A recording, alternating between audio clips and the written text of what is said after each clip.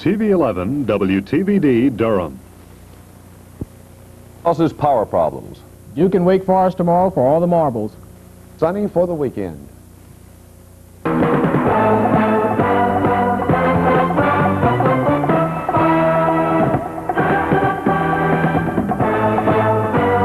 is Eyewitness News, the Triangle's leading news, with Skip Carpenter, Donnie Tuck, and Larry Stogner. Good evening. A slushy mess is about all that's left of last night's snowstorm, at least for the inch that fell in the Triangle area. There were a rash of fender benders last night and this morning, but by midday most roads were clear. There were scattered power outages. Some 1,000 Duke Power customers lost electricity for a while, and in Wake County the situation was worse. Scenes like this one were repeated all over Wake County today as ice-weighted tree limbs again took their toll on CP&L power lines. There were isolated trouble spots in Sanford, Southern Pines, and Henderson, as well as here. In many cases, roads were blocked off temporarily because of downed hot wires. There were interruptions of service, but CP&L says that no more than 4,000 customers were off at any one time. And the company's district manager says that there were generally fewer problems than might have been anticipated, and added that the storm did not result in the further depletion of the company's already strained electricity supply. Meanwhile, CP&L is continuing its plea for both residential and commercial conservation of electricity because of its dwindling coal supply. Deborah Long, Eyewitness News, Wake County. Coal miners are voting on their contract proposal, and it appears the outcome will be close. So far, those against the agreement have a narrow lead. Many West Virginia miners won't vote until tomorrow, and Ed Grable reports they're getting a lot of advice. A third of all the miners eligible to vote on the contract live in West Virginia, so efforts and events that might affect their vote seem concentrated here. For example, predictions of adverse effects on coal-dependent industries resulting in massive layoffs should miners not go back to work. Threats of severe power curtailments for lack of coal at electric generating plants. State government pleas to end the strike because of millions of dollars in lost tax revenue. And a long-term coal operators campaign to sway public opinion on the need to produce coal here. When we produce coal, we make a lot of things happen in West Virginia. Business gets better, more jobs come online, more money comes into our state, and that takes the pressure off every West Virginia taxpayer. But every time the production of coal stops, everything stops. Some say the biggest pressure of all comes from spouses at home. Sure they get fed up with the old man around the house, no money coming in. A coal miner's an awful proud animal, awful proud. He don't like living on food stamps, welfare or such. No one is willing to say which pressure group has been more effective. But most agree that pro- and anti-contract forces alike have done their work well, because predictions are that the vote on the contract will be close here. Ed Grable, CBS News in West Virginia. Governor Jim Hunt thinks tobacco farmers are beginning to turn the tide of anti-tobacco fever in Washington. Speaking to farm leaders in Raleigh today, the governor and former Kentucky Senator Marlowe Cook took turns ridiculing federal anti-smoking efforts. And Hunt said after his visit with the president Tuesday, he's convinced the campaign to abolish smoking has been blunted. First of all, the president was in a very receptive mood. And you can sense that. You can tell whether somebody's defensive. He knows what we think of Joe Califano here. He knows because I've sent him all the articles. And I've told him, and I've told Califano face to face. Former Senator Cook chided bureaucrats for waving the banner of freedom while trying to regulate personal habits. Lieutenant Governor Jimmy Green says he knows how to put a halt to cigarette smuggling. Green says instead of raising cigarette taxes in tobacco states, which are low, non-tobacco states should lower their taxes, which are high. The taxes range from a low of 2 cents in North Carolina to more than 20 cents in New York and Florida.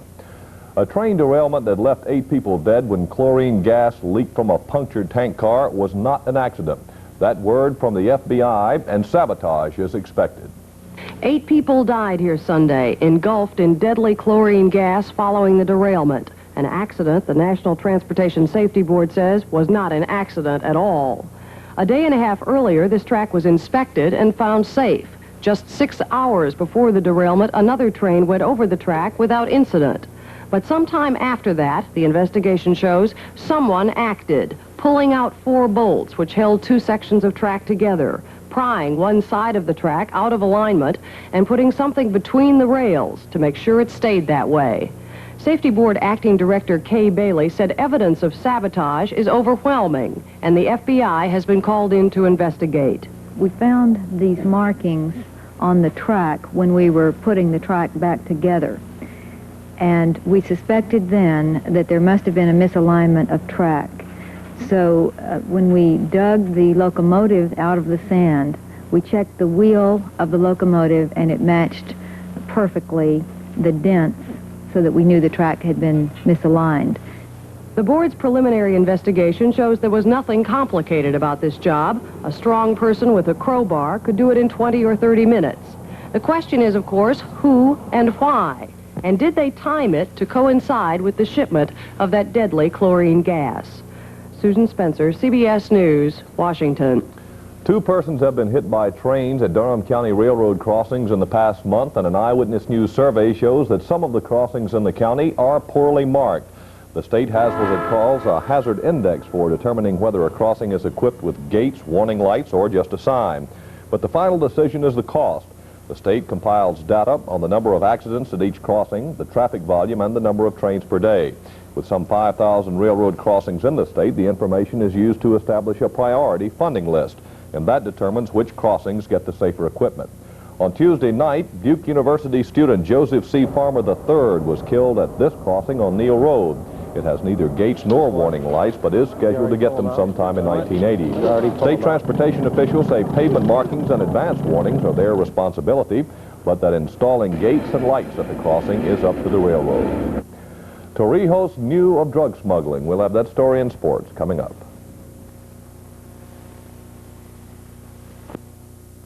Transcripts made public today show the Senate was told during its closed meeting last week that Panamanian leader Omar Torrijos was aware that one of his top generals was involved in drug smuggling. Torrijos reportedly took no action because he needed the man's support. Senator Jesse Helms' re-election campaign has raised almost $2.3 million so far, but most of it has already been spent in efforts to bring in more funds. Nearly $500,000 was spent since July on a direct mail fundraiser for conservatives. And old Don Shea has a night off. Donnie's taking his place. Big game tomorrow. Big game tomorrow for sure, Larry. Tomorrow it's Duke versus Wake Forest in the finals of the Atlantic Coast Conference basketball tournament.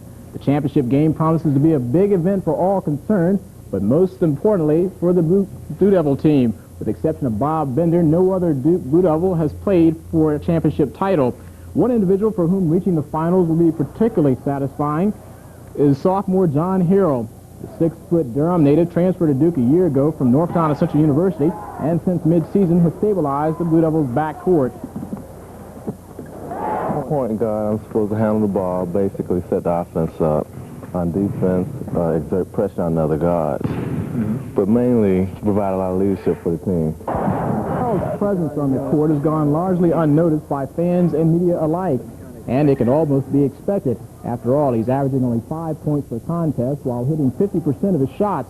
But what most observers don't realize is he's connecting on 85% of his free throws, and in 28 games, Harrell has averaged just 1 turnover in each contest. Concentration plays a major role in not creating turnovers on offense. You have to work hard, like in the off-season and before, on your ball handling, and make sure everything is in control. If the Blue Devils win tomorrow afternoon, Harrell would become the first Durham native to play for an ACC championship team since 1972. And while the ACC had the evening off, there was actually another basketball conference